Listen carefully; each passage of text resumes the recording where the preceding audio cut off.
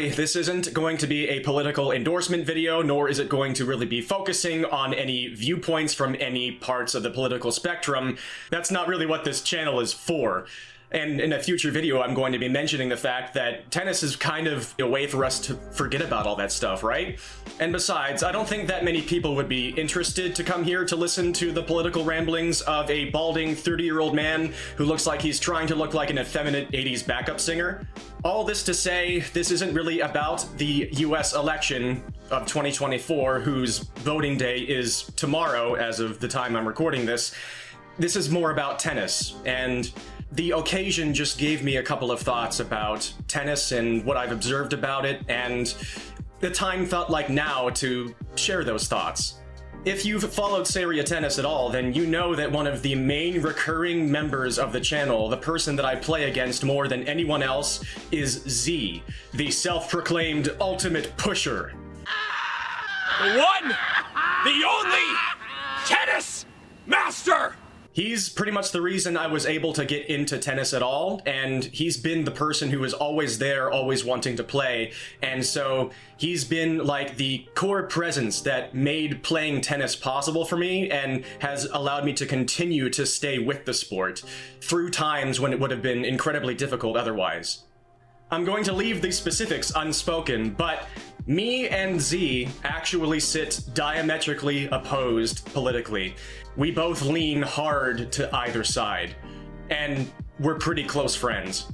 I've known him since I basically started playing tennis 6 years ago, and he's been a big part of my life ever since, and I can really tell that he cares about me and he wants to be there for me, and gosh dang it, I care about him too. We are an example of something that probably happens more often than people realize in the world. We're an example of agreeing to disagree. We're both very aware of where the other stands and what the other's views are, and we accept that about each other. And in the world, that's something that has almost become incredibly discouraged in some social spaces more than others, and I'm keenly aware of that all the time.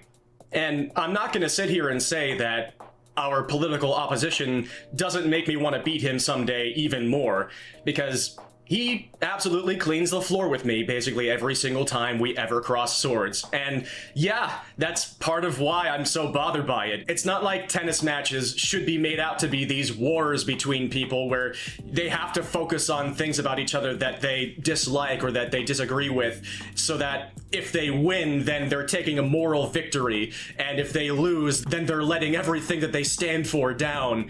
No, it's not like that. It's just that I'm not going to sit here and say that it doesn't make me slightly more competitive, the fact that we're on opposite sides of the fence. And where am I going with all of this? What's my point here? I have a video coming up on this channel where I'm going to go into all of this in much more depth, where I talk with Ian Westerman from Essential Tennis about the tennis community and the tennis world and all of my observations since I got into the tennis world and the direction that I feel like it's headed.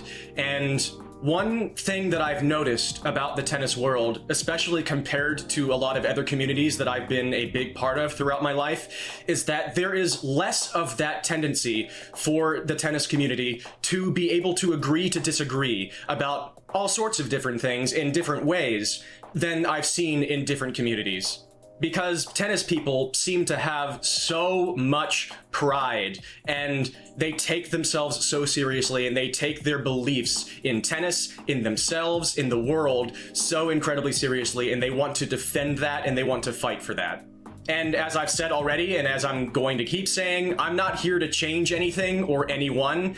I'm just sharing my observations and placing them side by side with the evidence of tennis's decline, mostly in America, but as a whole, partially due to pickleball, but not entirely. Pickleball is just a thing that happens to be there, and it's kind of the first and most accessible option for people to flock to if tennis doesn't turn out to be their thing. And as a relatively young person who is relatively new to tennis, as I have come into the scene, I have observed a scene that isn't as successful with coming together and supporting people and cultivating success stories and giving people reliable platforms like a lot of other things in life are doing. Tennis hasn't benefited nearly as much from the digital age as other major sports, and a wide range of other activities that you can look around and use as an example, like table tennis, which we're going to be talking about in that upcoming video. And perhaps if you've been in the tennis community for a long time, you can either dispute this or back it up. It's more difficult for tennis players to actively support each other because tennis is so different to everybody. Tennis is an individual sport, and what tennis is completely different from person to person. What tennis should be, what it should look like, how you should construct points, what you should wear, how you should conduct yourself on the court. Basically, from top to bottom, everybody sees tennis differently.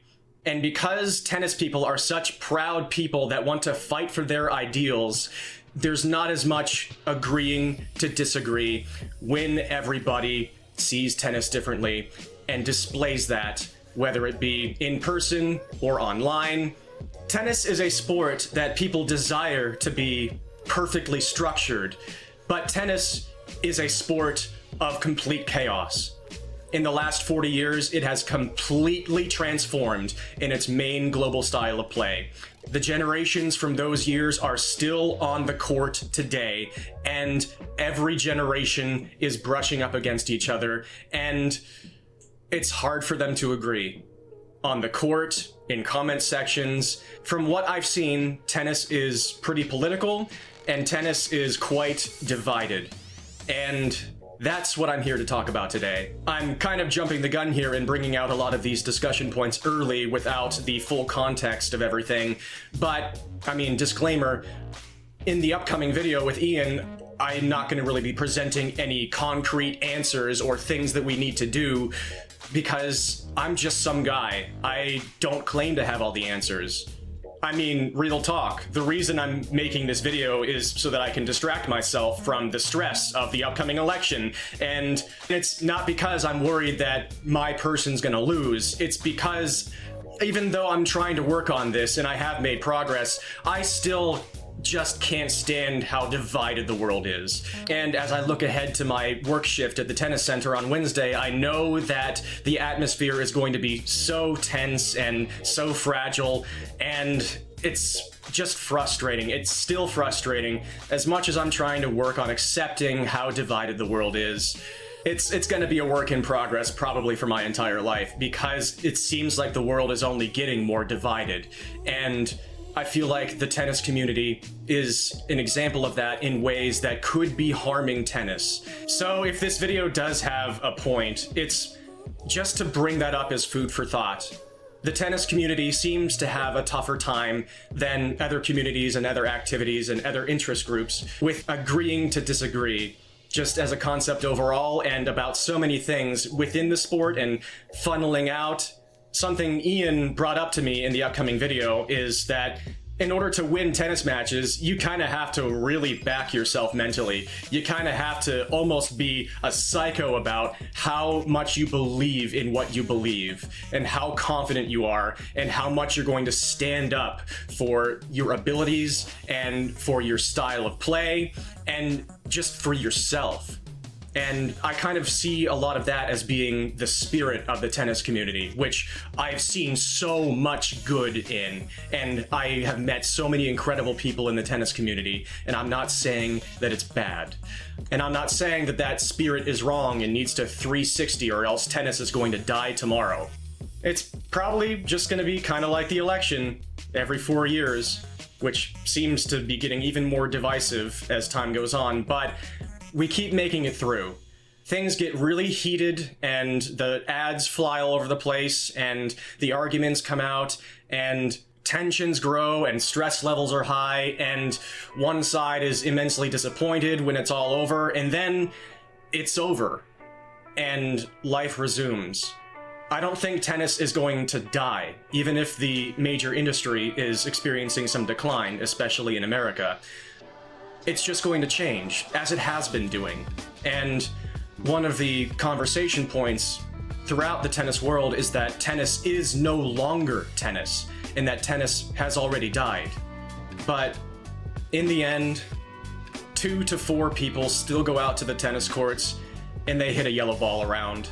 It's still going, And for the foreseeable future, people are going to keep on hitting that yellow ball. Things are probably going to hurt in some ways.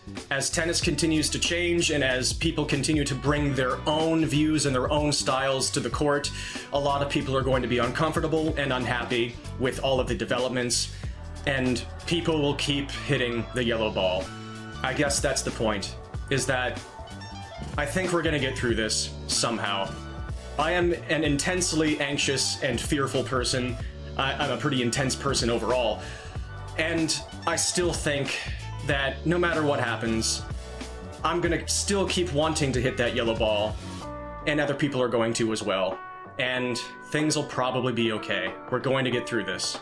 No matter who wins, or no matter if the results are even in by that point, I'm still going to be anxious about my shift on Wednesday and the environment at the club and how everybody's going to be feeling. But we'll all probably get through it.